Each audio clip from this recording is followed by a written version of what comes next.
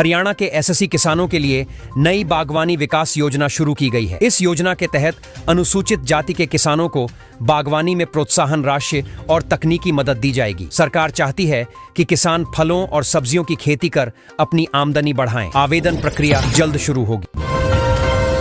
इंदिरा गांधी और कल्पना चावला पुरस्कार के लिए आवेदन शुरू हो गए हैं। इस योजना के तहत छात्राओं को 1,50,000 रुपए तक की राशि दी जाएगी। आवेदन की अंतिम तिथि 30 अक्टूबर रखी गई है। सरकार का उद्देश्य है कि राज्य की प्रतिभाशाली बेटियों को प्रोत्साहित किया जाए और उन्हें उच्च शिक्षा में मदद मिले।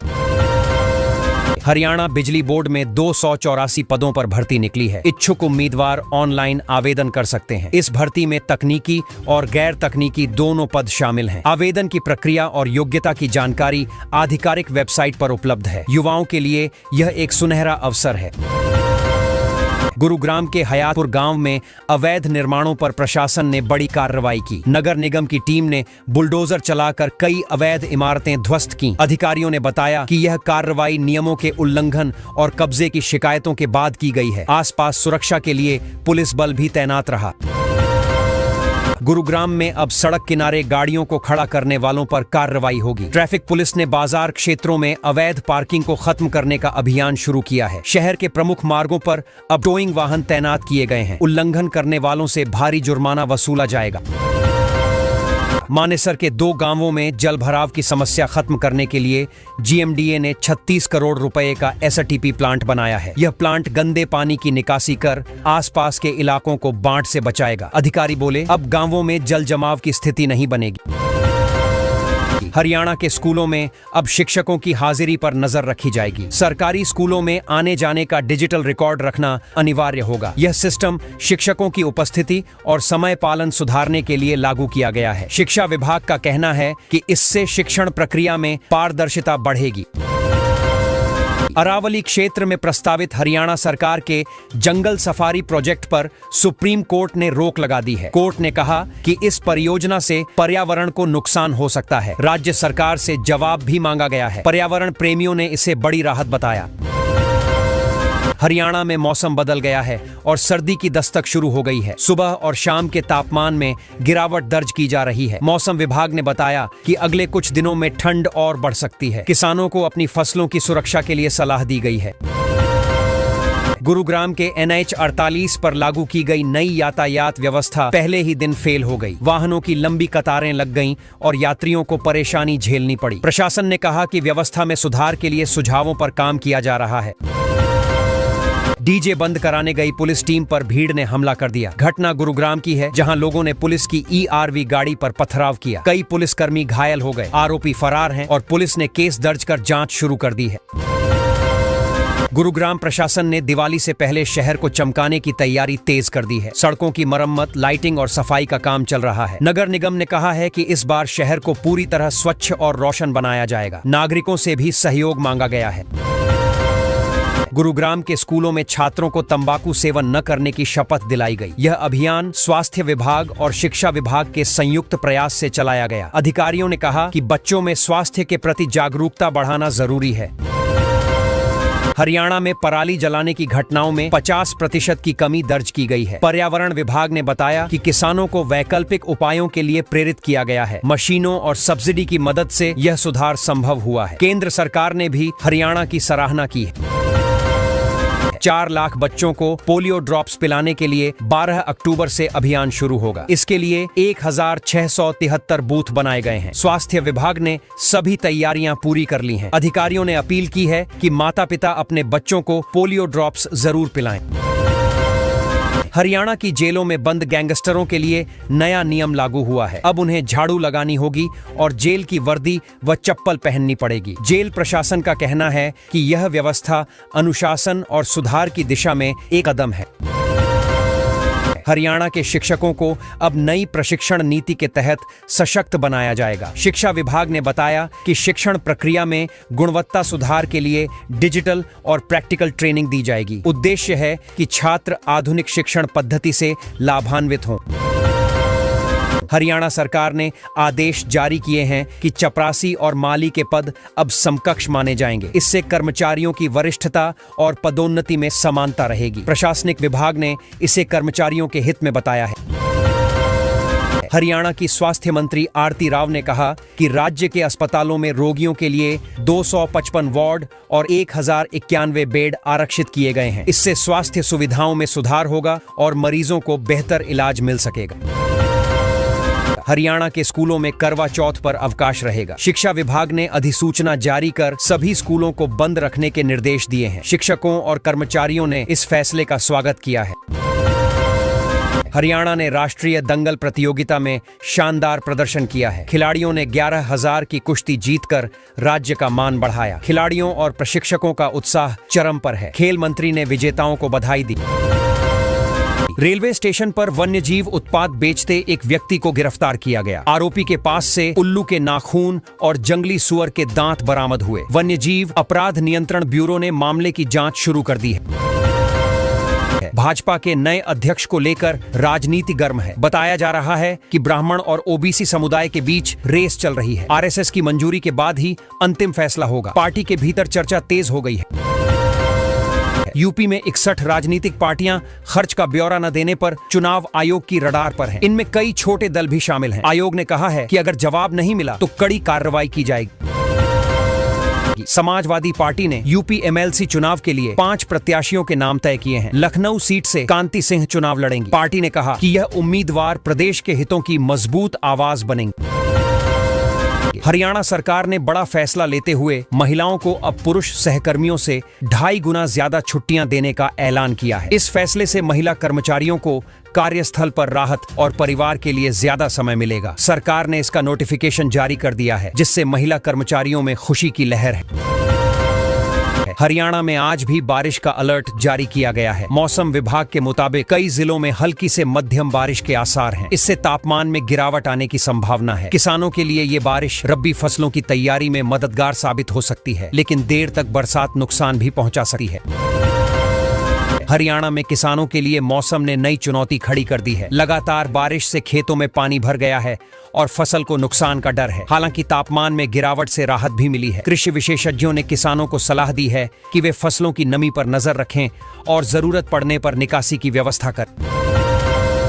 हरियाणा में अब इंजीनियरिंग एसोसिएट्स के लिए 300 पदों पर भर्ती निकाली गई है। नौकरी की तैयारी कर रहे युवाओं के लिए यह सुनहरा मौका है। आवेदन प्रक्रिया ऑनलाइन शुरू हो चुकी है और उम्मीदवारों को योग्यता के अनुसार आवेदन करना होगा। सरकार ने कहा है कि चयन पूरी तरह मेरिट आधारित होगा। HKCL की ओर से हरियाणा टैलेंट सर्च एग्जामिनेशन के लिए रजिस्ट्रेशन शुरू कर दिए गए हैं। इस परीक्षा के माध्यम से राज्य के होनहार छात्रों को पहचानने और उन्हें स्कॉलरशिप देने का मौका मिलेगा। छात्रों को ऑनलाइन फॉर्म भरने की सुविधा दी गई है। अभिभावकों में भी इसको लेकर उत्साह दिख रहा है। हरियाणा के शिक्षकों के लिए खुशखबरी आई है। शिक्षा विभाग ने हेड टीचर पद पर कई शिक्षकों को प्रमोशन दे दिया है। लंबे समय से पदोन्नति का इंतजार कर रहे शिक्षकों को इस निर्णय से राहत मिली है। विभाग ने कहा है कि यह प्रमोशन सीनियरिटी और परफॉर्मेंस के आधार पर किया गया है। हरियाणा के एक जिले में नया केंद्रीय विद्यालय खुलने जा रहा है। इससे स्थानीय छात्रों को अब दूर शहरों में पढ़ने की जरूरत नहीं पड़ेगी। सरकार ने जमीन आवंटन प्रक्रिया पूरी कर ली है और निर्माण कार्य जल्द शुरू होगा। यह विद्यालय आधुनिक सुविधाओं से लैस होगा। हरियाणा सरकार ने जापान दौरे के दौरान बड़े निवेश समझौते किए हैं। इससे राज्य में रोजगार के नए अवसर खुलेंगे। मुख्यमंत्री नायब सैनी ने कहा कि विदेशी कंपनियां हरियाणा में उद्योग लगाने के लिए उत्सुक हैं। निवेश से हजारों युवाओं को नौकरी मिलेगी और अर्थव्यवस्था को मजबूती मिलेगी। फरीदाबाद में सूरजकुंड दिवाली मेला धूमधाम से चल रहा है। 4 दिन में 20,000 से ज्यादा पर्यटक यहां पहुंच चुके हैं। मेले में मक्का के छिलकों से बने अनोखे उत्पाद लोगों को खूब आकर्षित कर रहे हैं। स्थानीय कारीगरों और हस्तशिल्पकारों को भी इससे अच्छा कारोबार मिल रहा है। फरीदाबाद की सड़कों पर आवारा पशुओं ने लोगों का जीना मुश्किल कर दिया है। आए दिन सड़क हादसों में लोग घायल हो रहे हैं। स्थानीय निवासियों ने नगर निगम से सख्त कार्रवाई की मांग की है। निगम का कहना है कि टीम गठित कर पशुओं को पकड़ने की प्रक्रिया शुरू की जा चुकी है। हरियाणा सरकार ने स्कूलों में शिक्षकों के लिए नया नियम लागू किया है। अब सरकारी टीचर मनमर्जी से फेनरलो या छुट्टी नहीं मार सकेंगे। सभी को मूवमेंट रजिस्टर में सही एंट्री करनी होगी। यह कदम शिक्षकों की स्कूल में उपस्थिति और जवाबदेही बढ़ाने के लिए उठाया गया है।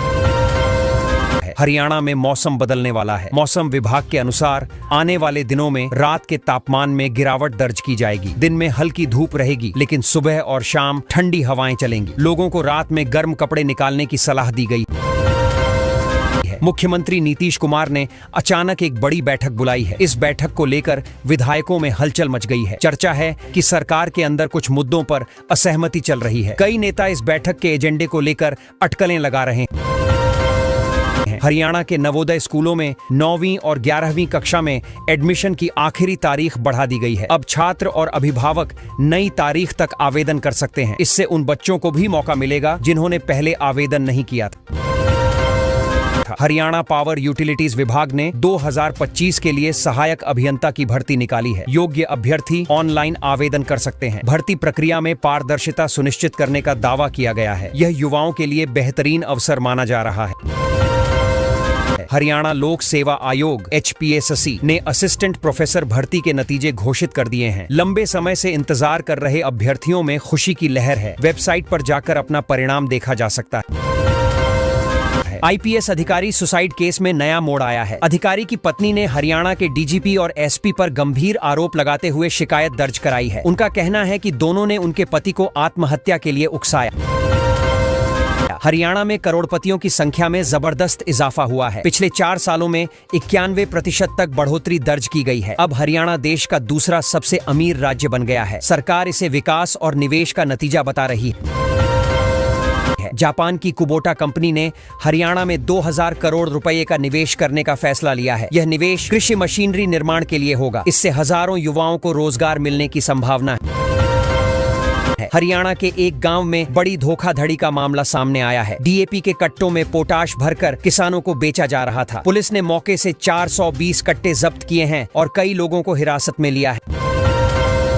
C1 में बिजली घर के कर्मचारियों ने SDO के खिलाफ धरना प्रदर्शन किया है। कर्मचारियों का आरोप है कि अधिकारी उत्पीड़न कर रहे हैं और शिकायतों पर कार्रवाई नहीं हो रही। आंदोलनकारियों ने न्याय की मांग की है। झज्जर में भारतीय किसान संघ के कार्यकर्ताओं ने बाजरा को न्यूनतम समर्थन मूल्य पर खरीदने की मांग की है। उनका कहना है कि सरकार ने फसल खरीदी का आश्वासन दिया था, लेकिन अब तक खरीद शुरू नहीं हुई है। हरियाणा से किसानों का 5वां जत्था ऑर्गेनिक खेती का प्रशिक्षण लेने रवाना हुआ है। यह जत्था देश के विभिन्न राज्यों में जाकर आधुनिक जैविक तकनीक सीखेगा। सरकार खेती को लाभकारी बनाने की दिशा में इसे महत्वपूर्ण कदम बता रही है। गुरुग्राम में शंकर चौक पर जाम की समस्या से निजात पाने के लिए प्रशासन ने ट्रायल शुरू किया है। 3 फेज में चलने वाले इस ट्रायल से ट्रैफिक को सुचारू बनाने की कोशिश की जा रही है। लोगों को राहत मिलने की उम्मीद है। गुरुग्राम में विरोध के बीच 172 अवैध झुग्गियों पर बुलडोजर चला। प्रशासन का कहना है कि जमीन सरकारी है। वहीं कांग्रेस नेता मौके पर पहुंचे और विरोध जताया, जिन्हें पुलिस ने हिरासत में ले लिया। गुरुग्राम के शीतला माता मंदिर में अब भक्त डिजिटल तरीके से भी दान कर सकते हैं। मंदिर प्रशासन ने UPI और कार्ड मशीन की सुविधा शुरू की है। इससे श्रद्धालुओं को लंबी लाइन में खड़े होने की जरूरत नहीं पड़ेगी। शीतला माता मंदिर के आसपास रबर की सड़क बनाई जाएगी। प्रशासन का कहना है कि यह सड़क श्रद्धालुओं को बारिश में फिसलन से बचाएगी। साथ ही मंदिर क्षेत्र को आकर्षक और टिकाऊ बनाया जाएगा।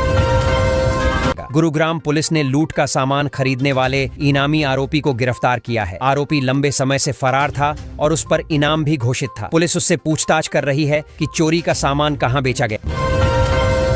गुरुग्राम में गरीबों के लिए बनी 1088 फ्लैट की स्कीम अभी तक अधूरी पड़ी है। सामाजिक कार्यकर्ता अभय जैन ने आरोप लगाया कि झुग्गियां तोड़ दी, लेकिन लोगों को घर नहीं दिए गए। प्रशासन इस पर चुप्पी साधे हुए है। दिल्ली और गुरुग्राम के बीच सफर अब बेहद आसान होने जा रहा है। नया हाई स्पीड रूट 1.5 घंटे का सफर सिर्फ 20 मिनट में पूरा करेगा। इससे रोज आने जाने वाले लोगों को काफी राहत मिलेगी। गुरुग्राम नगर निगम अब बेसहारा कुत्तों के मामलों में सक्रिय हो गया है। सुप्रीम कोर्ट के आदेश को लागू कराने के लिए टीम बनाई गई है। निगम ने शहर में कुत्तों की गणना और टीकाकरण अभियान भी शुरू किया है। नगर निगम गुरुग्राम ने अवैध यूनिपोल और होर्डिंग्स पर बड़ी कार्रवाई की है। अब तक 40 अवैध बोर्ड उखाड़े जा चुके हैं। प्रशासन का कहना है कि शहर को विज्ञापन मुक्त और साफ सुथरा बनाया जाएगा। बाल दिवस पर गुरुग्राम में 14 से 18 अक्टूबर तक विभिन्न प्रतियोगिताएं होंगी। स्कूलों में बच्चों के लिए खेल, नृत्य और क्विज कार्यक्रम रखे गए हैं। उद्देश्य है कि बच्चे अपनी प्रतिभा को खुलकर दिखा सकें। 2 दशक के इंतजार के बाद प्रशासन ने झुग्गियों को तोड़ा है। विरोध के दौरान लोगों ने जमकर हंगामा किया। प्रशासन का कहना है कि जमीन सरकारी थी, लेकिन प्रभावित परिवारों को अब वैकल्पिक व्यवस्था दी जाएगी।